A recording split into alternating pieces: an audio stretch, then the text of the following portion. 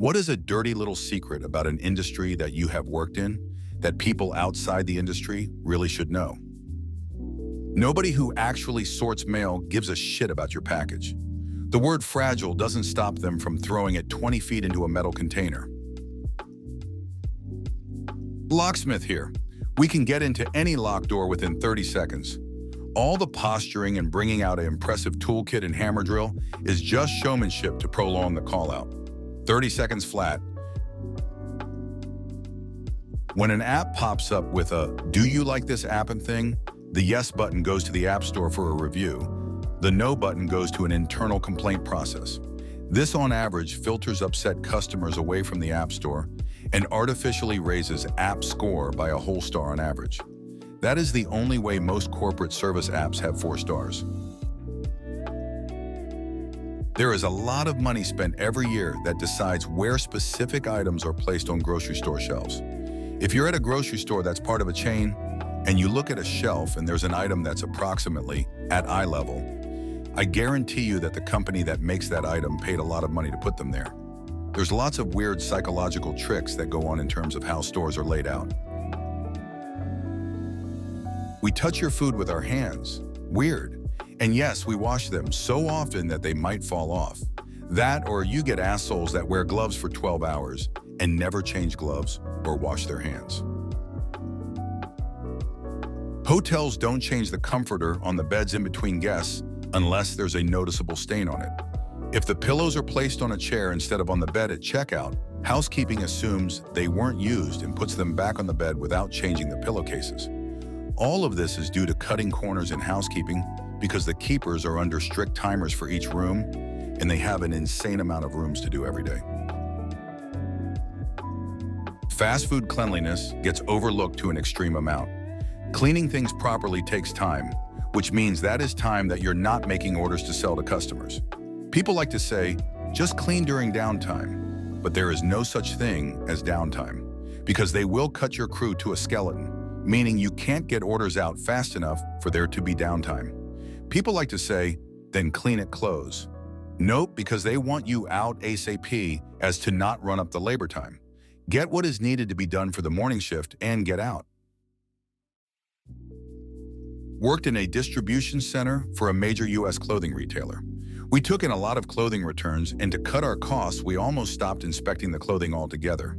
If the plastic packaging isn't manufacturer labeled plus sealed and is a generic plastic sealed bag, there is a good chance someone else wore that before and it was not cleaned. If you order clothing online, please give your clothing a double check and wash them before you wear them. I used to work as a secretary at a roofing company. A common practice of scumbag roofing companies, in regards to rubber row home roofs, if your neighbor calls a scumbag roofing company and they fix their roof and then not long after you or another neighbor's house starts leaking, there's a terrible possibility that the scumbag company went out and knifed a hole in your roof.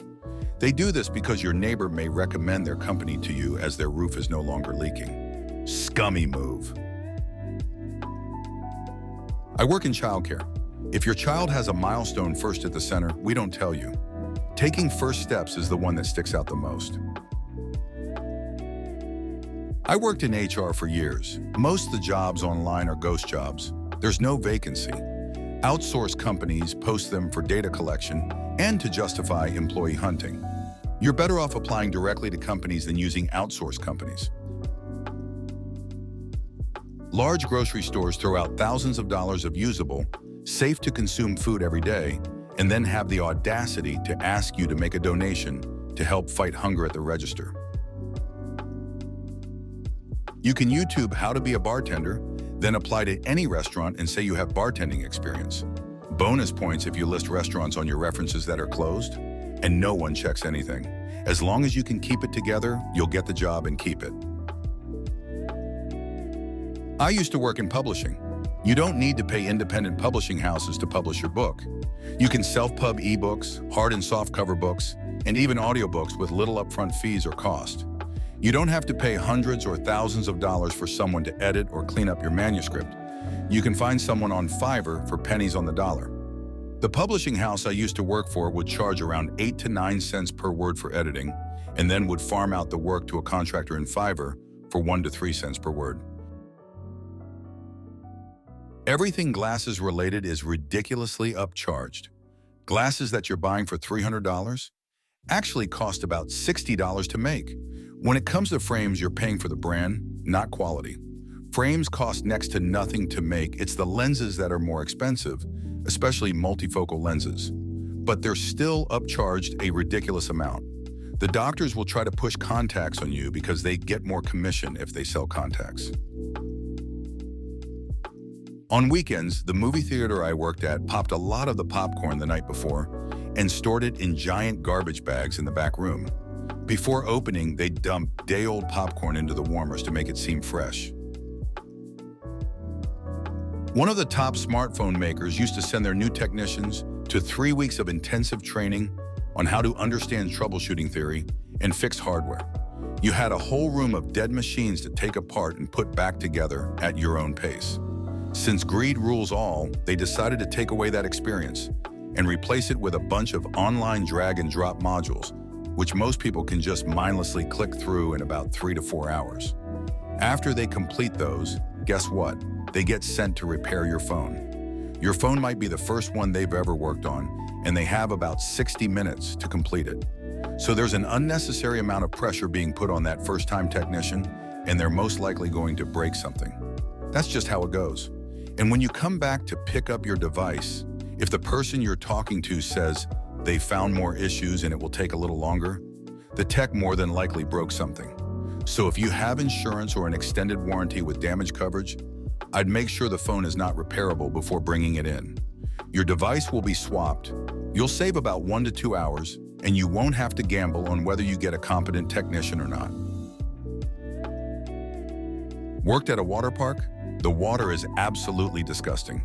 The chemicals they put in the pool when someone vomits / diarrheas / poops in the water is only supposed to kill the bacteria, which is just chlorine. We don't vacuum it or clean it out at the end of the day. The pool water is only replaced during the end of the season, so you're swimming in all the accumulated body fluids in pieces too small to catch in a net until then.